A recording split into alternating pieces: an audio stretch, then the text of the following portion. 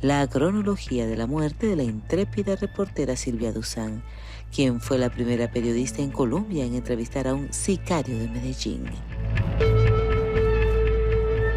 Cuando se rompe el proceso de paz, muchos muchachos del M-19 no quieren volver a la guerrilla.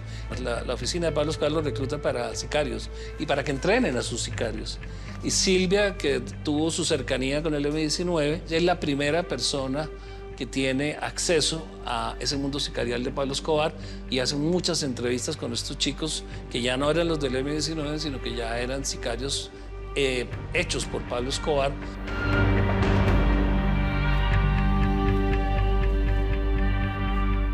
Y se mete en los barrios de Medellín, en las comunas de Medellín, pero mucho tiempo a estudiar y a entender el fenómeno de los sicarios, hasta que finalmente logra una entrevista con un sicario. Yo creo que es la primera vez que se hace una entrevista con un sicario.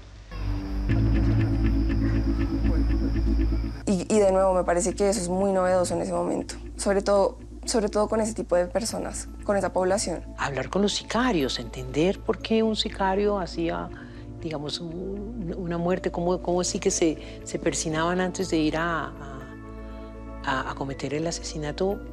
Sí, ella tenía una conciencia social y yo sí creo que estaba buscando como el porqué de las cosas.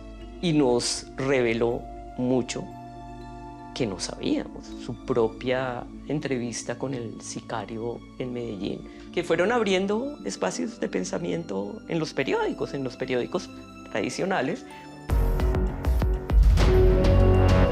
Su hermana, María Jimena Duzán, la invita a unir fuerzas y a trabajar en un documental sobre la vida de un grupo de campesinos en medio del conflicto armado, asediados por parte de grupos al margen de la ley en Cimitarra, Santander. Su publicación sería en Londres. La idea cuajó. Lo único que le faltaba era un productor. Y como mi hermana venía de trabajar con periodistas extranjeros en documentales sobre la droga en Medellín, me pareció que era la persona indicada. Así no hubiera ido nunca al Magdalena Medio. Ella se entusiasmó.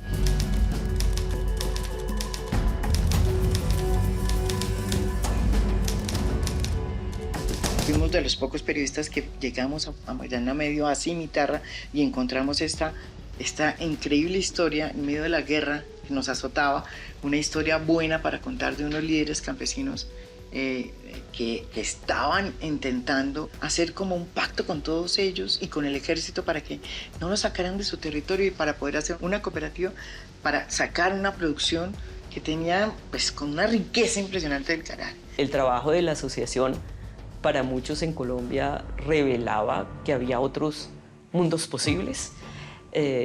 Y es importante también en dónde nos estamos ubicando. Todos querían solucionar el problema, pero armando a los campesinos. El Estado quería armarlos, los paramilitares querían armarlos, la guerrilla de las FARC quería armarlos, la guerrilla del ELN quería armarlos, pero ellos decidieron que no iba a ser con armas que iban a hacer la paz y lo hicieron fue con diálogo. Entonces ese modelo que fue muy exitoso y que se vio en un maravilloso resultado en la región, pues ellos tenían que hacerlo visible. Y por supuesto la prensa no era ajena tampoco al tema, ¿no? Entonces por la corresponsabilidad que tenía Silvia con la BBC de Londres, pues había una posibilidad de que se conociera el proceso lógicamente en Europa. Fue algo muy bonito porque cada entrevista que les hacían a ellos era una manera de acaparar el espacio público, de entrar, de mostrar quiénes son, qué estaban haciendo, qué estaban construyendo. Y eso pues lógicamente lo veíamos como algo muy positivo, muy hermoso que un periodista se atreviera a llegar hasta Cimitarra a recoger el testimonio de mi padre y de los campesinos de la Asociación de Trabajadores Campesinos del Carare. Porque realmente de eso se trataba la lucha de ellos, era una lucha contra el silencio.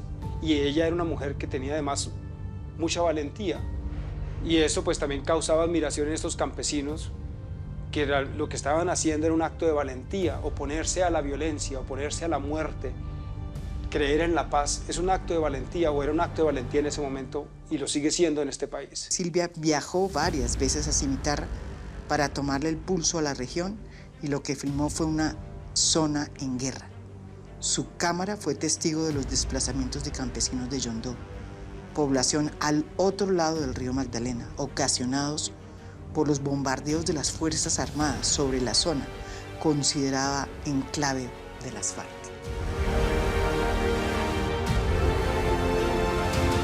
Era imposible que unos campesinos como los que estaban tratando de montar y de recuperar su territorio para ellos, pues les permitieran eso, porque el territorio ya no era de ellos. El territorio era o de los, primero de los FARC y después de los paras y del ejército del narcotráfico, porque eso fue lo que pasó en la Magdalena Medio. Una zona donde no se respetaba ninguna norma y donde estaba prohibido que entrara el periodismo, porque la actividad paramilitar se basaba en ese momento en que no conociera el periodismo ni el país lo que estaba ocurriendo. Entonces, entrar con una cámara, entrar como periodista a esa zona era estar jugándose la vida permanentemente. Pero a ella le importaba un pepino. Yo, no, pues, yo me he jugado la vida en otras cosas, no me voy a ir allá, no pasa nada, a mí no me pasa nada. Siempre confió en que a ella no le pasaba nada. En ese tipo de periodismo hay que hacer lo que se va a hacer y salir y retirarse antes de que haya tiempo de una reacción negativa. Yo creo que Silvia se confió en su habilidad y se quedó esperando las entrevistas que quería hacer y ahí aprovecharon para asesinarla.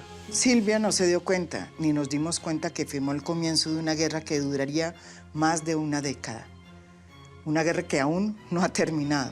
Pues era un camino importante, interesante para Silvia, pero también había dudas y se sabía de riesgos, pero muchas veces cuando se está convencido, pues se toman riesgos y pues en el país hemos visto lo que eso significa.